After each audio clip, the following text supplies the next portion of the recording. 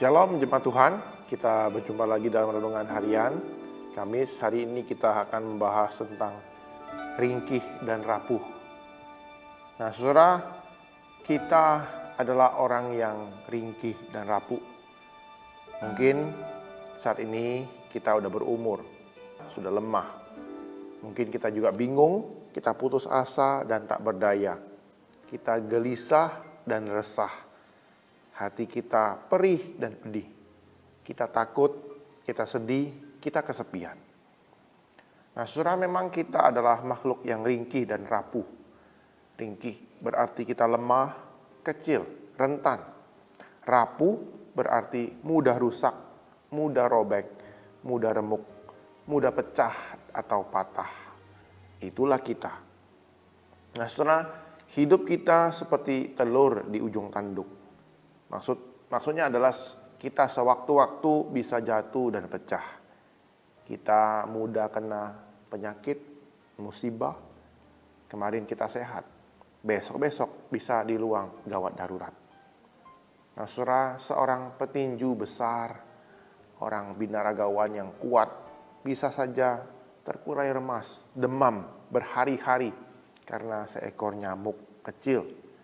Nah saudara, musibah bisa datang mendadak. Jangankan di jalan raya, di rumah pun kita bisa celaka. Nah saudara, kehidupan memang rapuh, baik itu tanaman, hewan, maupun manusia. Tiap kehidupan lahir dan dimulai dari kerapuhan. Nah saudara, kalau lihat bayi yang baru lahir itu benar-benar rapuh, benar-benar tak berdaya saudara. Semuanya butuh pertolongan bapak ibunya ataupun suster, seperti itu. Nah saudara, kalaupun lihat bunga putik mangga misalnya, bunga yang mau muncul itu loh. Nah dia bisa tetap menggantung di pohon, itu adalah anugerah Tuhan. Jadi gagang kecil yang lemah itu, tangkai yang kecil itu bisa saja putus dan rontok, saudara. Nah, hidup kita juga berawal dari ketergantungan pada seutas tali pusar di rahim ibu. Kita berawal dari janin yang rentan, yang mendapatkan makanan dari tali pusar itu. Jika tali pusar itu melilit, terjepit, putuslah nyawa kita. Nah, saudara, kita manusia adalah makhluk yang rentan. Dan ketika kita bergereja, berkumpul bersama saudara seiman, kita orang-orang yang rentan, yang berdosa, kita berkumpul bersama-sama. Ada banyak kerapuhan. Namun dalam kerapuhan itulah kuasa Allah nyata, anugerah Allah nyata. Orang-orang yang rapuh ini bermula dari persekutuan bersama-sama Sang sumber kehidupan itu. Mereka terus berjuang dalam anugerah Tuhan. Nah saudara, kehidupan itu mulai dari kerapuhan. Ciri dan sifat hidup itu adalah kerapuhan. Nah berbeda dengan batu. Saudara, batu yang besar, tingginya bermeter-meter, beratnya berpuluh-puluh ton, tidak rapuh saudara. Kuat, teguh, gak mudah retak, gak mudah rusak. Tapi batu itu mati kan. Sebaliknya, bunga dan burung pipit itu bersifat rapuh, ringkih, sebab mereka hidup. Nah saudara, kita bukanlah batu yang kuat, kokoh, dan kaku. Kita seperti burung dan bunga yang ringkih dan rapuh.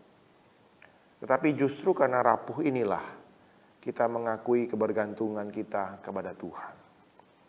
Seperti hamba Tuhan, Ayub. Dia mengeluh kepada Tuhan atas duka dan derita akibat kerapuhannya. Namun di tengah keluhannya itu ia mengakui ketergantungannya terhadap Tuhan. Meskipun rapuh, ia masih tetap eksis dan bertahan, masih tetap hidup. Tuhan memelihara hidup Ayub. Tuhan menjaga hidupnya. Dalam Ayub 10 ayat 12, Ayub mengatakan, hidup dan kasih setia kau karuniakan kepadaku. Pemeliharaanmu menjaga nyawaku. Dan benar saudara, Ayub memang Tuhan jaga dan pelihara.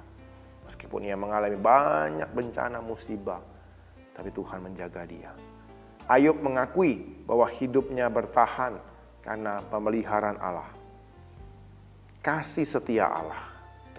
Kasih Allah itu gak pernah putus. Dia terus menjaga.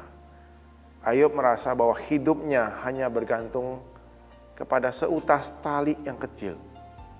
Dan tali itu adalah pemeliharaan Tuhan.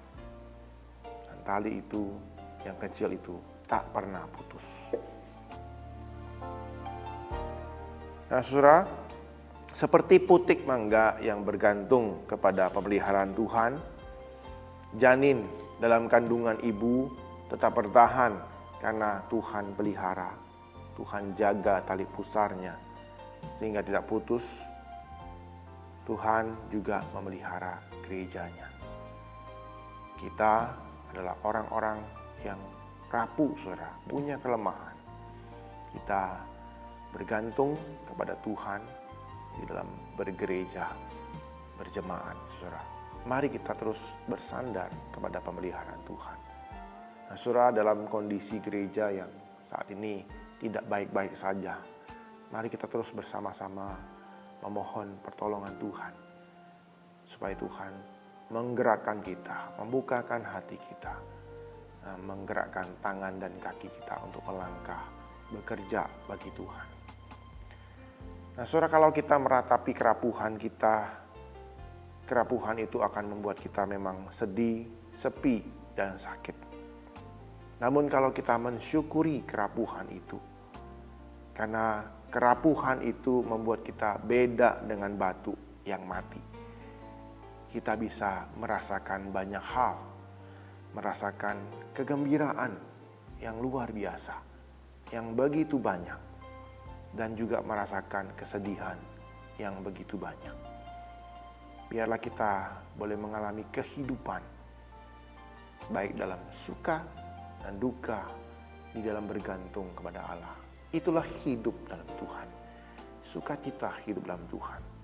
Hidup kita memang rapuh, saudara. Oleh karena itu kita menghargai kehidupan kita. Kita merawatnya, kita memeliharanya.